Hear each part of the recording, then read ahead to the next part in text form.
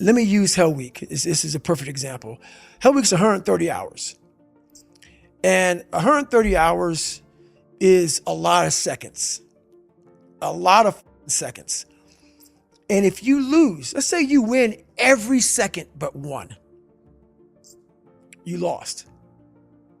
It only takes 1 second for you to lose the whole thing. So the 1 second decision is just that. You're in a situation where life is sucking.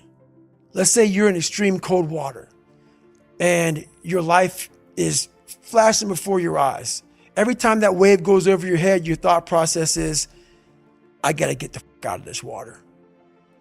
And you're in Hell Week. And you're hour one of 130 hours. It's all fun and games, okay? Because at the beginning of Hell Week, the guns are going off. It's like a pep rally. So you're hyped up. And your boys are linked arms and you're getting sprayed. And it's like a pep rally. The instructors are yelling at you. Bombs are going off. Concussion grenades. Blanks from N60s. Yeah, hoo-yah. Yeah, motherfucker. Yeah. But then what they do is they shut that shit off. They shut it off. All that hoo-yah, all that hype, it gets real quiet. And they march you out to that surf zone for something called surf torture. And it's that water, that Pacific Ocean is cold as shit. So no more pep rally. You're now in your head. You're linked arms with, your brothers beside you. You don't know if they're going to be there long or not. You don't care. You think about yourself. You lay back and that first wave hits you. Your mind goes straight from hour 2 all the way to hour 130. You can't process 5 days of this. You're now in I gotta get out of here. You're in fight or flight. It's cold. I can't be cold this long. And then this is where that 1 second decision comes in. You forgot every reason why you wanted to be there. You don't care about SEALs. You don't care about any of this shit. You don't care about fighting for your country. You don't care about that gaudy gold trident that they put on your chest. You don't care about any of that no more. All you want to do is go back home. You want the warmth. You may want something to eat. You want your girl to hold you. All those things of comfort are there in that 1 second. And this is where people lose. So what I do in that 1 second, because we all think about quitting, it's hard.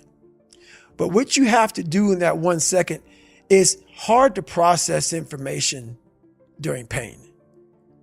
Because that pain takes over and you can't think rationally. You're thinking about fight or flight, save yourself. That's not a rational thought. It's not a thought that's going to get you through hard times. Most people fail that 1 second. So what happens, what I do in that 1 second, and there's a bigger process to all this, but in that 1 second, I physically stayed in that water. Because if I get out of the water, I quit. So I physically stay in the water, but mentally, I'm on the beach with the instructors. And the instructors, it's cold outside, so they got these parkas on. They got their cup of Joe, and they're warm because they've already been through it. So now it's your turn to go through it. So mentally, I get back with them. I'm still in the water physically, but mentally, I'm back with them. I'm chilling. I got my parka on, and now I'm thinking logically because I'm warm now. Mentally, I'm warm. I've taken that 1 second. Let's not quit yet, Goggins. Let's think about your options. Where are you going to end up if you quit this shit? Where are you going to go? What are you going to say to yourself? Because you know you're going to get warm.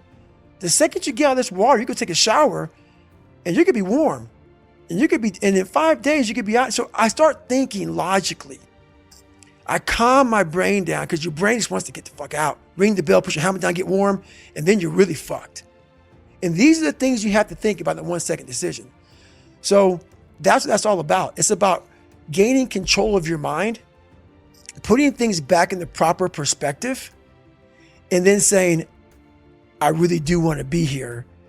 And I'm going to have a bunch of these 1 seconds through this 130-hour journey. And I have to learn to control these, because if I fail one of these 1 seconds, I will not be a SEAL. I will not be a doctor. I will not be a lawyer. I will not be whatever the fuck it is. So that's how important that 1 second decision is. It's all about your mind takes control of you. You have to say, fuck you. I run this motherfucker. And that's what that's all about. projecting yourself forward to see what are the consequences of failing, what are the consequences of stopping, Yep. is about as powerful of a motivation strategy as I can think of, you know? Because what you're doing is you're trying to optimize right now to stop the discomfort. That's right. But what you're going to pay for that in is shame and guilt and regret long term. That's right. So what you need to be able to do is bundle all of that up that is as yet unfelt, but will last for way, way, way longer. You know, the future is much longer than now. That's right. The future is going to extend out up until the day that you die. And the now is just for now. And even 130 hours is just 130 hours. That's right. And you get to look back. And do you look back with pride and glory? Or do you look back with shame and guilt? That's it. That's the 1 second. You just summarized it right there. And most people fail those 1 seconds. And then that 1 second leads to 20 years, 30 years, 40 years of fuck. I have people who have been through training with me, Ranger School, SEAL training, Air Force training, and I get calls from them today, and they have great lives. And all they talk about is how they failed in that one moment. And they can't even enjoy their life now because they're now warm. They're now warm. There's no more suffering. There's no more suffering for me either. And we're in the same boat now. But you're suffering, so we're not suffering, but you're thinking about what you could have been. I am exactly what I should have been. And that's where people start to lose it. Because now I realize that in that 1 second. I go through all that. I know how it's going to feel because I failed so many times before. Failure is the ultimate thing, man. I failed so many times before. And that's why I don't look at failure anymore as failure. I look at it as my first, second, and third attempt. So that's what that's all about, man. Well, I mean, you went back to go and do Moab again the second time. That's right. Which is your second attempt. That's right. Had you banged your knee up? It was pretty bad in between the first and the second one. It was pretty bad way before either one of them. Yeah. Yeah. It's been jacked up now for about 20 years. I've seen some gnarly photos of it recently. It looks interesting. Yeah. So all those miles I've run on this thing, it's been a lot of it's been a lot of gut checks. So you go back, you do Moab a second time. Yep. And then you turn your ass into like a hamburger or something as well. So it's not just the knee, it's the ass as well now. Yeah. So at mile 201, we have a good video of it. Matter of fact, Jennifer is like, there's some people up there. So so 201 is a spot where I was really finished in the first Moab. So that was a waymarker checkpoint for you the second time. So Jennifer is extremely happy right now because I'm there. Yes. And she knows I'm doing well now. I'm doing good. We're going to get through this. And so she's videoing me as I'm coming up this climb on this road. And she goes, there's some people up here who want to meet you. You're doing so amazing. And I said, my ass is fucked up. You need to get the fucking Desitin cream. And it's literally for like 20 fucking miles.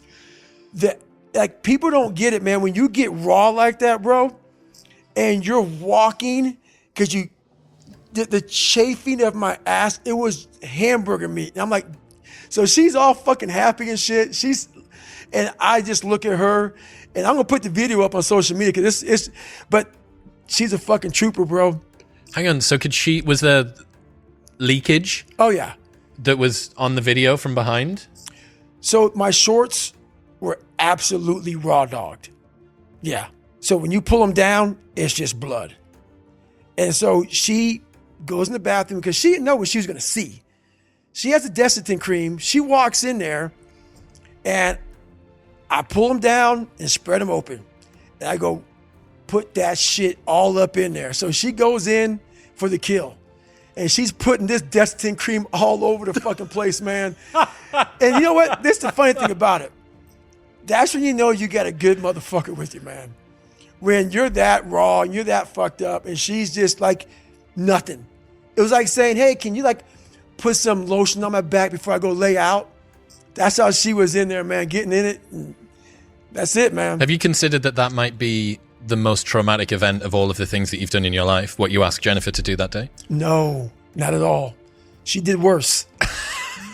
So that Leadville chapter, when I talk about after I finished, and then the ultra unraveling had begun, when I lay down, So. Oh, that was on the duvet, and you didn't know the word duvet. Yeah, I know what the fuck duvet How the fuck was. do you not know the word duvet? Blanket, man. Okay, fair enough.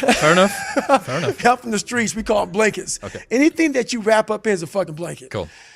So I'm laying on the duvet, and she's all fucking like about her damn ratings, that fucking Airbnb shit.